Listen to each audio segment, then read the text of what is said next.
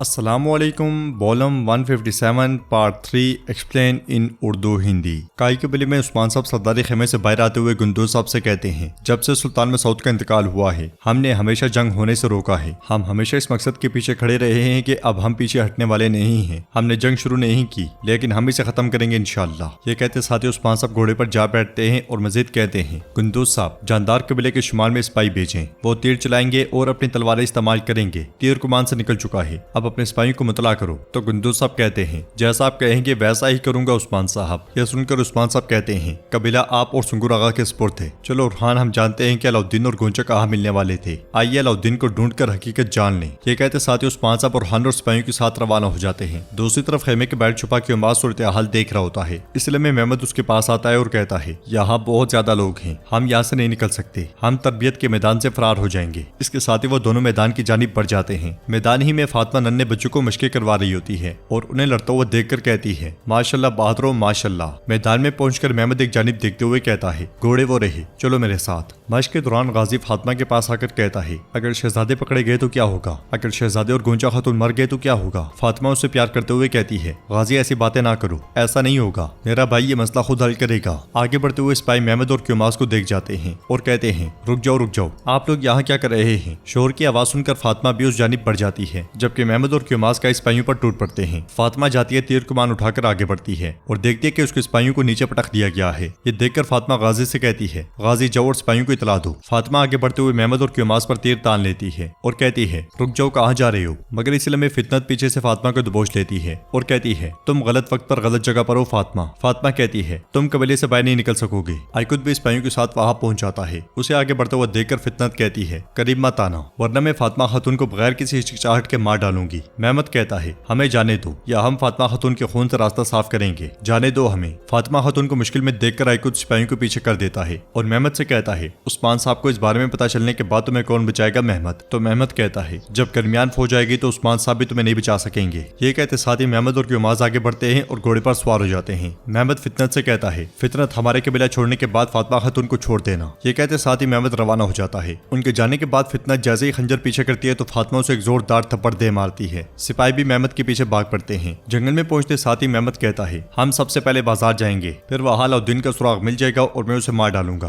मैं अपने हाथों से उसकी जान लूंगा। इसके साथ ही वो दोनों घोड़ों से उतर जाते हैं। मेहमद मस्जिद कहता है, लेकिन पहले हम उस्मान के कुत्तों से जान छुड़वाएंगे, चलो। ये कहते साथ ही वो घोड़ों को भगा देते हैं और खुद दूसरी तरफ निकल पड़ते हैं। कबीले में खवातीन फितनत को लेकर आगे बढ़ रही होती हैं। गुंदूज साहब आकर कहते हैं, इसे पिंजरे वाले खेमे में डाल दो, अभी के अभी। और आगे बढ़ते हुए फातिमा फितनत को दबोचते हुए कहती है, रुको जरा, तुम्हारा हिसाब बाकी है। जबकि गुंदूज साहब आइकुद से कहते हैं, उस्मान साहब को खबर भेजे कि मेहमद फरार हो गया है। जवाबन सुंगुर आगा कहते हैं, अदालत से पहले ये उन्होंने खुद फैसला सुनाने का फैसला कर लिया है। इसलिए में सरदार याकूब और सरदार इब्राहिम वहां पहुंचते हैं। उन्हें देखते हुए गुंदूज साहब कहते हैं, हमने जब भी आपसे कहा कि आए इस मामले को मुकदमे के जरिए हल करते हैं, आपने हमेशा पीठ फेर ली। मुझे अब आप पर एतमाद नहीं रहा। सरदार याकूब कहता है, हमें भी आप पर एतमाद नहीं है, इसलिए हम खामोशी से खड़े नहीं रहेंगे गुंदूज साहब। यह सुनकर गुंदूज साहब कहते हैं, अगर मेहमद इसके अलावा कुछ करता है जिस पर आपने उस्मान साहब के साथ इत्तफाक किया था तो आप सब इसकी कीमत अदा करेंगे। जवाबन सरदार इब्राहिम कहता है, हम पहले ही कीमत अदा कर चुके हैं। गुंदूज साहब कहते हैं, इन पर गहरी नजर रखो सिपाहियों। यह सुनते साथ ही इब्राहिम बे और सरदार याकूब सिपाहियों के साथ आगे बढ़ जाते हैं। जंगल में उस्मान साहब बाला खातून और सिपाहियों के साथ घोड़ा दौड़ा रहे होते हैं। वो बर्क रफ्तारी के साथ आगे बढ़ ही रहे होते हैं कि सिपाही हसन वहां पहुंचता है और उस्मान साहब से कहता है, मेरे हुजूर मेहमद साहब फरार हो गए हैं। उस्मान साहब गुस्से से पूछते हैं, वो कैसे फरार हुआ। तो हसन कहता है, वो फातिमा खातून और गाजियात को यरमाल बनाकर फरार हो गया। जुरकुतै एकदम से पूछता है,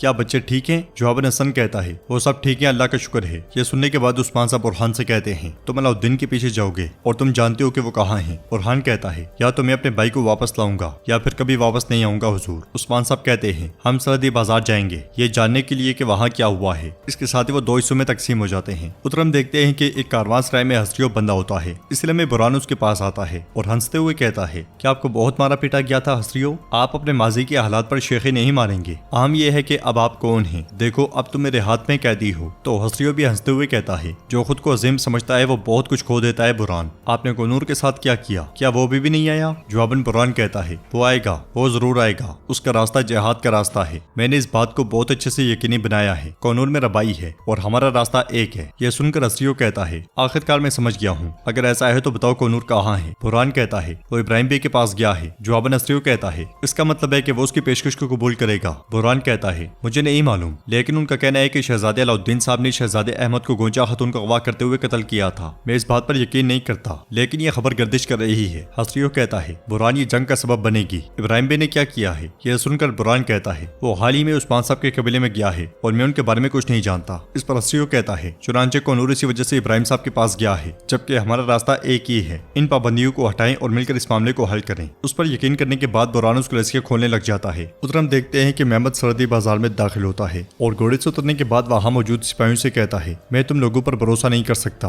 मेरी बहन को अगवा कर लिया गया। ये कहते साथ वो सिपाहियों पर टूट पड़ता है और मस्जिद कहता है खून बहाया गया है और तुम में से किसी को कुछ महसूस नहीं हुआ। ये मामला जब खत्म हो जाएगा तो मैं खुद तुम सबको सजा दूंगा, मेरे सामने से दफा हो जाओ। फिर आगे बढ़ते हुए क्योमास से कहता है इनको मुश्किल तरीन कामों में लगाएं ताकि इनकी बेअमली का इन्हें सबक मिले। इसके अलावा बताओ कोई सुराग है? तो क्योमास कहता है हुजूरों ने अंदर आने में मदद मिली है और हमें गुलचा खातून पर शुबा है, उस वक्त से उन्हें किसी ने नहीं देखा। यह सुनकर मेहमद गुस्से से कहता है मैं जब उसे ढूंढूंगा तो उस पर रहम नहीं करूंगा। कासद को कोताही और कुस्तमानों की तरफ भेजो, जैसा कि अब जंग शुरू हो चुकी है। जंगजुओं को सरहदी इलाके में आने दो, हम के लोगों का सफाया करेंगे। आंद्रा तुम मेगाजा के लिए जाओगी क्योंकि हम उन्हें उस्मान से इंतकाम लेने का मौका देंगे। उन्हें बताओ कि क्या हुआ है ताकि वो अपने सिपाहियों को तैयार कर सकें, जैसा कि हमें इस जंग में उनकी जरूरत होगी। जंगल में अलाउद्दीन सिपाही बेसुंगुर और खवातीन के साथ मौजूद होता है। वो सब काफी थक चुके होते हैं। अलाउद्दीन गोंजा को गार में जाने का कहता है मगर वो उसके बगैर गार में जाने से इंकार कर देती है। अलाउद्दीन उसे बार बार कहता है मगर वो नहीं सुनती। इसलिए में सिपाही बेसुंगुर भागता भागता उनके पास आता है और कहता है शहजादे ने हमारा सुराग मिल गया है और वो हमारे करीब आ रहे हैं। ये कहते और सुनते साथ वो सब एकदम से छुप जाते हैं। उन्हें तलाश करते करते उलझाए के कुछ सिपाही वहां पहुंचते हैं तो अलाउद्दीन घुड़सवार की जानिब खंजर फेंककर उसे मौत के घाट उतार देता है। गोलचे एकदम से आगे बढ़कर वो घोड़ा पकड़ लेती है। होलोफेरा और सिपाही बेसुंगुर बाकी दो का काम तमाम कर देते हैं। अलाउद्दीन होलोफेरा से कहता है होलोफेरा कभी ले जाओ और मेरे बाबा को सब कुछ बताओ। होलोफेरा पहले तो मना करती है मगर उनके बार बार इसरार करने पर मान जाती है। वो घोड़े पर सवार होती है और कबीले के लिए निकल पड़ती है। इधर उस्मान साहब सरहदी कबीले में दाखिल होते हैं। उनके कबीले में दाखिल होते साथ ही सिपाही उन पर हथियार तान लेते हैं और बहुत शोर शराबा करते हैं। ये देखकर जेर कुतई घोड़े से उतरता है और आगे बढ़ते हुए कहता है क्या कर रहे हो भाइयों,